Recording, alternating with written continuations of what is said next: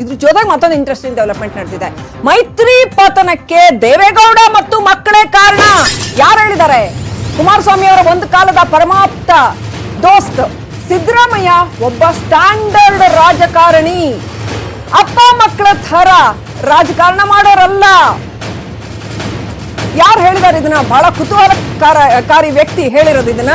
ಸಿದ್ದರಾಮಯ್ಯ ಮೇಲೆ ಆರೋಪ ಮಾಡೋದು ಸರಿಯಲ್ಲ, ನಾವ್ ಯಾವತ್ತೂ ಅವರಿಗೆ ತೊಂದರೆ ಕೊಟ್ಟಿಲ್ಲ. ಜಮೀರ್ ಅಹಮದ್ ದೇವೇಗೌಡರ ವಿರುದ್ಧ ಮಾಜಿ ಸಚಿವ ಜಮೀರ್ ಅಹಮದ್ ಗುಡುಗಿರ್ತಕ್ಕಂಥದ್ದು, ನಾನು ಮೈತ್ರಿ ಸರ್ಕಾರದಲ್ಲಿ ಸಚಿವನಾಗಿದ್ದೆ, ಕುಮಾರಸ್ವಾಮಿ ಏನೆಲ್ಲ ಮಾಡಿದ್ರು ಗೊತ್ತಿದೆ ನೋಡಿ. ಈಗ ಹೇಗೆ ಒಬ್ಬೊಬ್ಬರೇ ಬಾಯ್ ಬಿಡ್ತಾ ಇದ್ದಾರೆ. ಯಾವ ಶಾಸಕರನ್ನು ಅವರು ವಿಶ್ವಾಸಕ್ಕೆ ತೆಗೆದುಕೊಳ್ಳಲಿಲ್ಲ, ಬೇರೆ ಯಾರು ಅಲ್ಲ, ಜಮೀರ್ ಅಹಮದ್, ಒಂದು ಕಾಲದ ಪರಮಾಪ್ತ ಕುಮಾರಸ್ವಾಮಿ ಅವರದು. IMA ಕೇಸ್ನಲ್ಲಿ ನನ್ನ ಜೈಲಿಗೆ ಕಳಿಸೋ ವಿಚಾರದಲ್ಲಿ ನನ್ನನ್ನ ಜೈಲಿಗೆ ಕಳಿಸೋದಕ್ಕೆ ಕುಮಾರಸ್ವಾಮಿ ಯಾರು ಗುಡುಗಿದ್ದಾರೆ.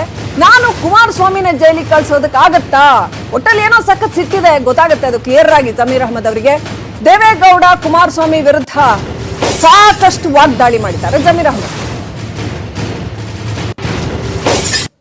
ಇಲ್ಲ, ಅದು ಸರ್ಕಾರ ಹೆಂಗ್ ಹೋಯ್ತು ಅಂತ ನಮ್ಗೆ ಗೊತ್ತಿದೆ.